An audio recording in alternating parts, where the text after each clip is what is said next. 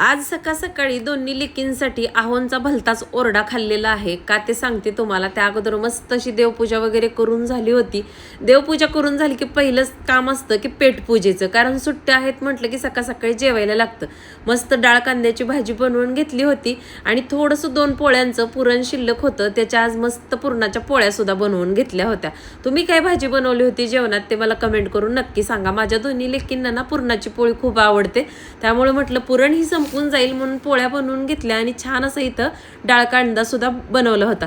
सगळं घरातलं काम आवरलं, त्यानंतर बाहेर आले कारण ऊन भरपूर पडण्या अगोदर झाडांना पाणी देऊन घ्यावं म्हटलं.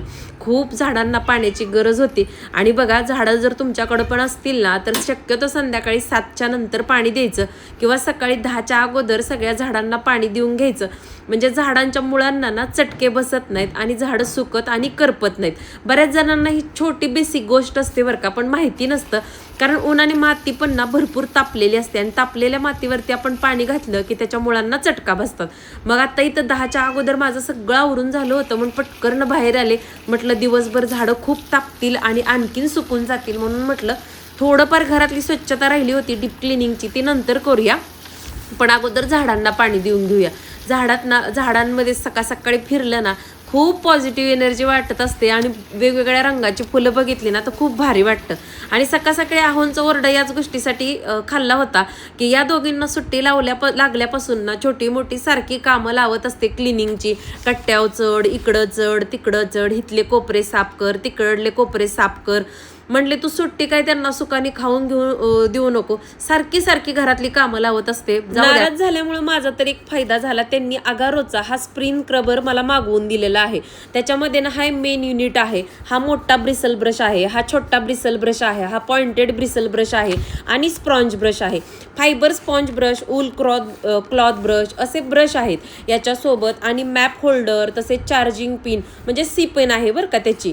आणि हे टेलिस्कोपी रॉड आहे आणि मेन युनिटला 2 स्पीड सेटिंग आहेत, हाय आणि लो. हा आहे 300 RPM आणि जी खोल स्वच्छतेसाठी आहे आणि 250 RPM जो आहे तो रोजच्या स्वच्छतेसाठी आहे. इथं आता ना मेन युनिटला ब्रश हेड होल्डर अटॅच करून घेतला आहे. त्यानंतर तुम्हाला जिथली क्लिनिंग करायची ना, मग फर्निचर असू द्या, किचन असू द्या, त्यानुसार तुम्हाला फक्त हे ब्रश हेड जोडायचे आहेत आणि तुमच्या क्लिनिंगला सुरुवात करायची आहे.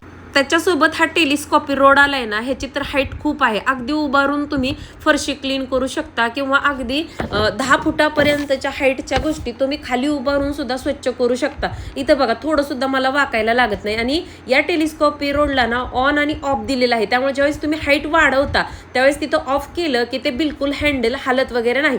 आता तुम्ही माझ्या किचनची इथं अवस्था बघा आणि मी क्लीन केल्यानंतर सुद्धा दाखवते. क्लीन करण्यासाठी इथं थोडंसं लिक्विड टाकून घेतलंय आणि आता मी इथं पॉइंटेड ब्रिसल ब्रश आहे तो जोडून घेतलेला आहे. या ब्रिसल ब्रशनं ना आपण टाईल्सचे सगळे कोपरे वगैरे आहेत ना ते क्लीन करू शकतो. म्हणजे कोपऱ्यामध्ये पण कधी कधी तेलकट चोपटपणा असतो बघा फोडणीचा, तो सगळा निघतोय. हेच जर क्लिनिंग आपण हाताने करायला गेलो ना तर ते साबण किंवा जे काही तुम्ही क्लिनिंगसाठी वापरता त्या लिक्विडनं ना हात खराब होतात.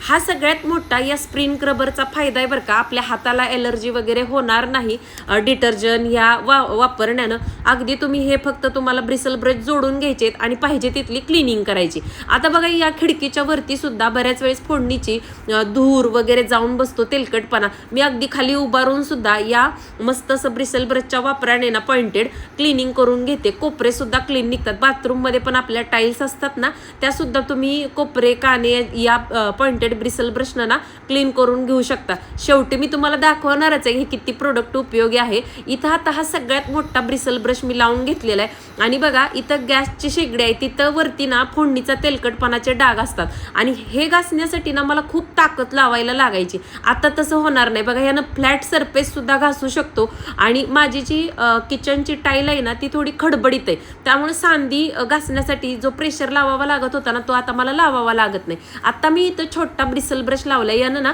सिंक आपण छानरित्या क्लीन करू शकतो, कारण इथं सिंक जवळ ना खूप क्षारचे डाग वगैरे पडलेले असतात ना ते खूप छानरित्या क्लीन होतात आणि सिंक एकदम नव्यासारखं चमकायला लागतं.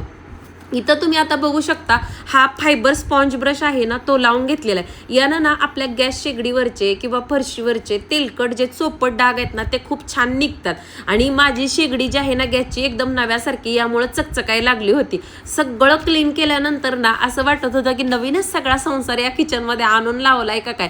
खूप मस्त, मला तर हे खूप प्रोडक्ट आवडले. समोर तुम्ही आपली गॅस शेगडी अगोदर पण मी दाखवली होती आणि सिंकच्या जवळचा एरिया सुद्धा तुम्हाला दाखवला होता की किती पाण्याच्या क्षारमुळं पांढरा पडला होता. आणि आता समोर डोळ्याने तुम्ही सिंक आणि सगळं बघू शकता. इथं आता मी ब्ल्यू कलरचा स्पॉन्ज ब्रश जोडून घेतलाय, ज्यानं ना आपण काच क्लिनिंग छान पद्धतीनं करू शकतो. म्हणजे 4 व्हीलरच्या काच वगैरे असतात ना, किंवा घरातल्या कोणत्याही प्रकारच्या खिडकीच्या ग्लास वगैरे असतात ना, त्याच्यासाठी खूप उपयोग आहे. लहान मुलं असतील तर खूप तेलकट हात वगैरे लावतात ना, आणि ग्लास कशी क्लीन करावी पहिल्यासारखी, तर यानं ना अगदी नव्यासारखी निघली होती ग्लास, तुम्ही बघितलंच असेल. त्यानंतर मी हा ऊल क्लॉथ ब्रश लावून घेतलाय आणि तुम्ही बघताय ह्याच्यावरती किती लगेच धूळ निघून आली आपल्या फर्निचरवरची. आणि फर्निचरला ना याच्यामुळे एक वेगळ्या पद्धतीची सॉफ्ट असल्यामुळे शाईन सुद्धा येते. तुम्ही अगोदर आपल्या कपाटाचं हे डोअर बघितलं होतं आणि आत्ता बघताय किती चमकायला लागले. किचन ओटा सुद्धा चमकला होता. म्हणजे एका प्रोडक्टमुळे ना माझ्या घरातली सगळी क्लिनिंग होऊन जाणार आहे.